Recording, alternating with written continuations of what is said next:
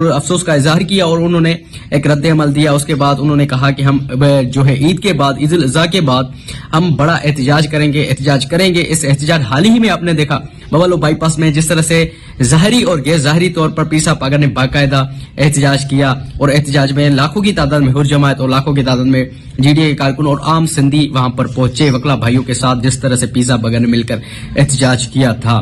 اور اب دیکھا جائے تو پیر صاحب پاگا بڑا جلسہ کرنے جا رہے ہیں یا احتجاج کریں گے، کیا کرنے جائیں گے دوستو. آج کے اس ویلوگ میں یہی بات کریں گے. تو سب سے پہلے ویلوگ سٹارٹ کرنے سے پہلے جن لوگوں نے ہمارے چینل کو اور پیج کو فالو نہیں کیا، فالو کر لے تاکہ آنے والی ویڈیو آج تک بآسانی پہنچتی رہے.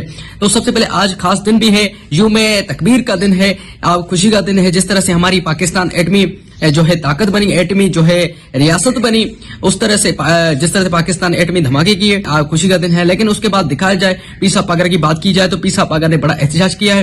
اس کے علاوہ سردار عبدالرحیم صاحب نے مینگو ڈے پر جو ہے پریس کانفرنس کی اور اس کے بعد صحافی کو سلام کیا. اس کے بعد جو ہے اس مورو جلسے کے حوالے سے انہوں نے بات چیت کی، وہ آپ کے سامنے رکھ دیتے ہیں. پولیس کی میں آپ کو سردار عبدالرحیم صاحب کی جو بات جو ہے میں آپ کے سامنے رکھ دیتا ہوں. جو پیر صاحب